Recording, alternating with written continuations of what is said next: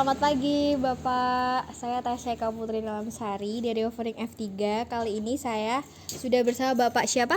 Sunaryoto. Oke, Bapak Sunaryoto. Di sini Bapak produksi apa ya, Pak? Kalau boleh tahu. Saniter. Oh, saniter. Sudah berapa lama Bapak menjalankan bisnis ini? Kira-kira tahun udah lama ini Mbak. Kira-kira antara 50 tahun pun. Oh, sudah turun-temurun, Ge? Ya. Baik, jadi bis Bapak sudah berjalan lama nggak Pak ya? Lama. Sebelum Bapak di sini berperan sebagai distributor atau produsen? Ya produsernya ya itu ya. Oh, dua-duanya nggih. Iya. Oke. Kalau boleh tahu nih Pak, bahan material apa saja yang Bapak gunakan untuk Kalau produksi ini? bahan sih mudah Mbak, antara pasir, semen, semen. Oh, oke. Menurut Bapak keunggulannya apa? Kalau semen kalau bagus kan semen Gresik Mbak. Nggih. Kalau pasir kan yang hitam, Lumajang. Oh, Ya. nggih. Kenapa Bapak memilih material seperti itu? Ya karena kualitas Mbak. Oh, nggih. Bapak materialnya itu hanya semen dan pasir saja atau ada campuran yang lain? Tergantung bahannya Mbak yang dikerjakan apa. Nanti kalau pingin bikin bak mandi itu juga beda bahannya. Ada terasu, Oke. ada mil.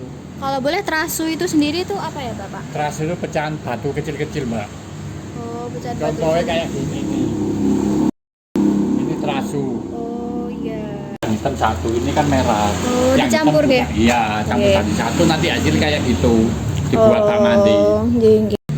Selain material ini, apakah ada yang digunakan lagi? Kalau bahan pasir sama semen untuk permainan musola kayak gitu-gitu, kayak mengerjakan plesir, gitu. Korbel-korbel, Oh, macam-macam nggih. Mbak. Sudah kalau gitu Pak, terima kasih. Sama-sama. Hai, saya Najotina Alaisi dari Offering F3, Prodi S1 Teknik Industri. Jadi di sini saya akan melihat proses pembuatan ornamen. Teknik apa sih Pak yang Bapak gunakan dalam pembuatan? Apakah cetak, tuang, atau putar? Cetak Mbak. Kenapa Bapak memilih teknik cetak? Soalnya kan mudah bikinnya Mbak kalau ada cetakan. Berapa lama sih Pak biasanya mempelajari teknik tersebut? Yo kalau ya lama kalau mempelajari, soalnya kan gini kan. Kalau proses jadi gini biasanya berapa lama Pak? Itu udah bisa. Kering gitu biasanya berapa jam? Macam-macam Mbak, ada yang 15 menit, ada yang kan nyatanya kan macam-macam. Yang jig, bahan kan dari jig itu kira-kira 5 menit, Terus 10 menit bisa jadi kayak belakang. Kayak ini kan semen seharusnya besok. apa sih Pak keunggulan dari teknik cetak? Terus apakah dari segi waktu lebih hemat atau mungkin hasil produksinya lebih detail? Ya lebih hemat ya. Soalnya kan nomor satu kan cetakan Mbak, cetakan. Terus untuk produksinya sendiri ini Bapak lakuin tiap hari apa doing by order aja? Jadi kayak kalau ada orang Tiap order hari Mbak. tiap hari Bu. Iya. Ini. Terus untuk produksinya yang dihasilkan nih Pak, apakah ada pengelompokan misal dari bahan yang Kalau dipakai kelompok nggak ada beda? sini Mbak, kebanyakan berdiri sendiri-sendiri. Untuk menghasilkan produk itu kan tidak semuanya bagus dan sempurna ya Ya. Pak. Nah itu standar apa sih yang Bapak gunakan untuk menentukan bahwa produk itu layak dijual belikan? Ya termasuk lihat Mbak pesanannya gimana. Oke, terakhir nih Pak, apa sih pertimbangan Bapak untuk memilih produksi sendiri produk-produk ini? Karena kan di luar sana juga ada banyak yang menjual kerajinan ini, tetapi sebagai distributor saja, begitu kan Pak? Karena kalau dipikir-pikir untuk memproduksi sendiri pasti membutuhkan biaya yang besar juga ya Pak, karena perlu tempat produksi dan lain sebagainya. Lihat produksinya Mbak, bikin kayak gimana mahal ini Mbak. Baik Pak, terima kasih banyak ya Pak sudah meluangkan waktunya untuk kita wawancari sebentar. Dan terima kasih banyak juga udah memberikan ilmu sedikit untuk kita. Makasih. Assalamualaikum warahmatullahi wabarakatuh. Perkenalkan. Okay, I'm fine. Kincana, ting, neng, neng, neng, neng. Perkenalkan Pak, nama saya Nayona Suwardini. Saya dari Universitas Negeri Malang. Hari ini saya mau tanya-tanya Pak seputar dengan material teknik untuk pembuatan keramik. Sebelumnya dengan Bapak siapa? Saya Pak Juadi. Dengan Pak Juwadi, oke. Bahan-bahan material tekniknya itu pakai apa Pak? Material-material. Ada namanya Velspar, ada namanya kaolin, ada namanya polklin, dan kuarsa. Ya, jadi dari 4 macam bahan itu dicampur air, di mixer, kemudian disaring, baru setiap hasil saringan itu disaring. Terus ya, kenapa Bapak memilih kaolin? Kaolin ini sebagai bentuk body supaya nanti tampilan dari keramik itu jadi warna putih seperti ini. Atau mungkin ada keunggulan lain Pak dari kaolin? Karena setahu saya kalau kaolin itu lebih susah lentur ya Pak. Kaolin itu kan bentuknya plastis ya. Kayak kalau di secara gambaran visual itu kayak yang sifatnya itu kayak kakeknya gitu. Oh iya. Kaolin itu dari bahasa Cina mungkin ya, namanya kaoliang. Kaoliang itu tanah putih dari seperti itu. Pembakarannya itu kan dia bisa lebih tinggi daripada braga. Nah untuk campurannya sendiri nih Pak, selain kaolin, kain itu apa aja? Apa ada penambahan kuarsa mungkin? Ya tadi kan yang saya sebut tadi ada Velspar, ada kuarsa, ada kaolin, ada polklin. Kalau kaolin sebagai bentuk bodi, ada kalau Velspar itu sebagai dia kalau manusia itu sebagai dagingnya, daging dan urat. Kalau polklin itu sebagai tulang-tulangnya. Jadi kalau dari 4 macam bahan itu ada yang kurang, nanti bentuknya umpamanya seperti ini, dia nggak bisa berdiri, dia akan lentur seperti ini. Kurang kokoh. Kurang kokoh, dia akan lembek. Bapak mau membuat produk yang bukan warna putih itu apa ganti produk lain atau pewarnaannya aja?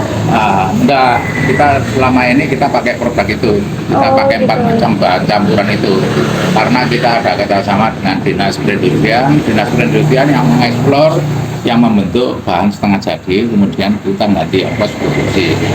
Terima kasih ya Bapak. A few moments later. Perkenalkan, nama saya Nadia Larasati Pradani dari jurusan Teknik Industri. Di sini saya mau melanjutkan pertanyaan teman saya tentang teknik yang Bapak pakai ketika membuat produk-produk keramik seperti ini itu apa aja? Pakai teknik cetak uang. Iya. Ada teknik pilin, ada teknik putar, seperti itu. Tapi untuk produksi memang kita pakai cetak uang. Keunggulannya itu apa aja antara teknik cetak, putar, pilin itu? Kalau kita pakai teknik putar nanti kelamaan.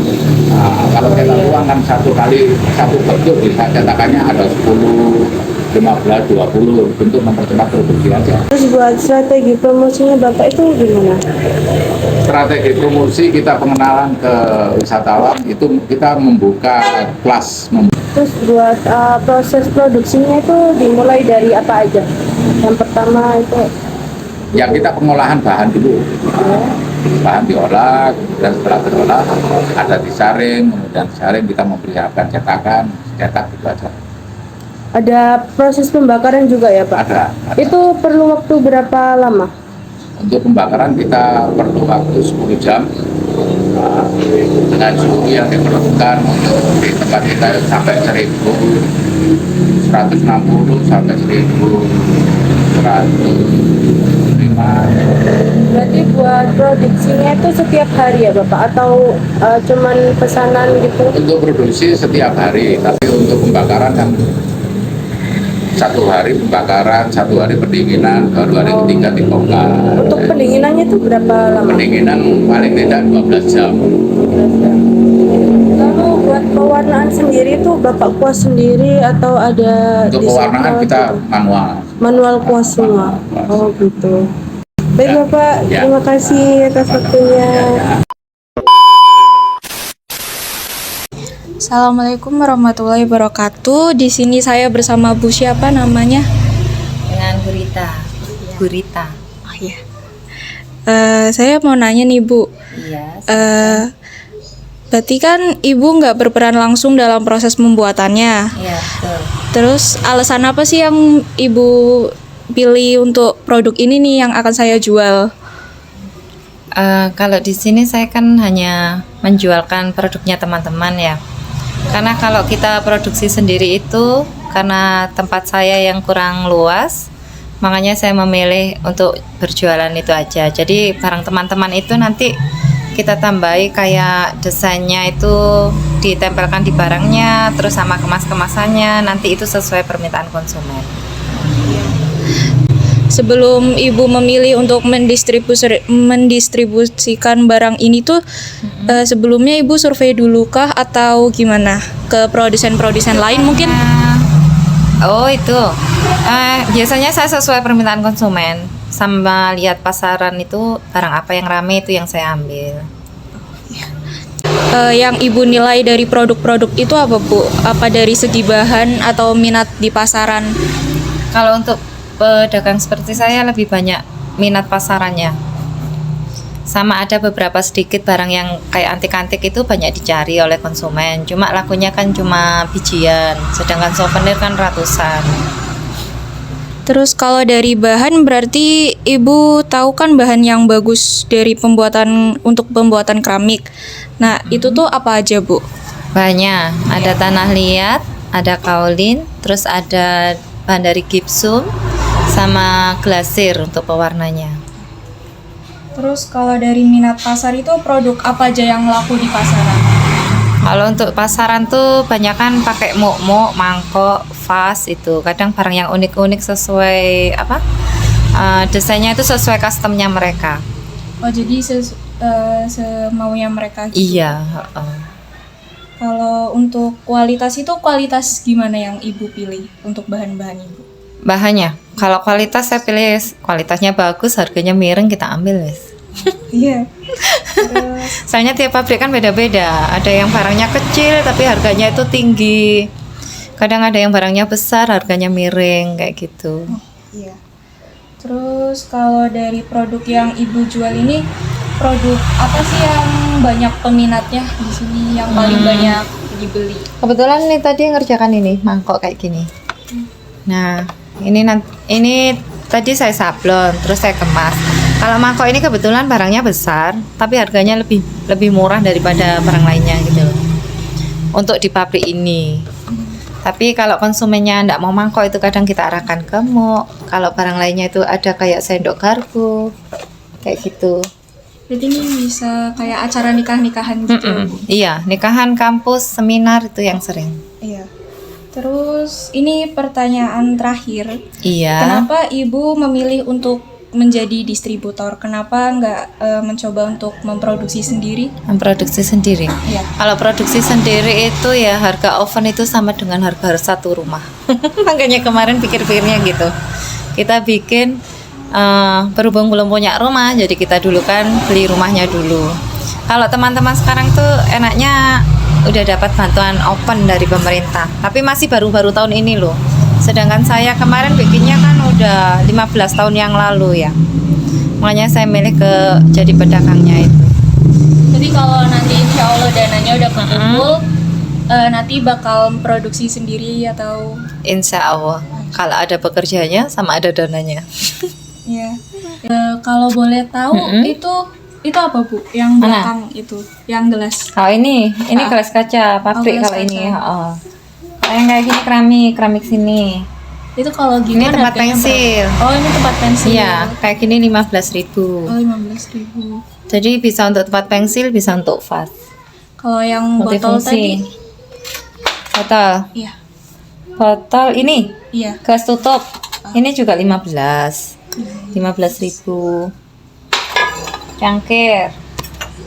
Nah, cangkir kayak gini kan ini bisa disablon custom. Aslinya polosan.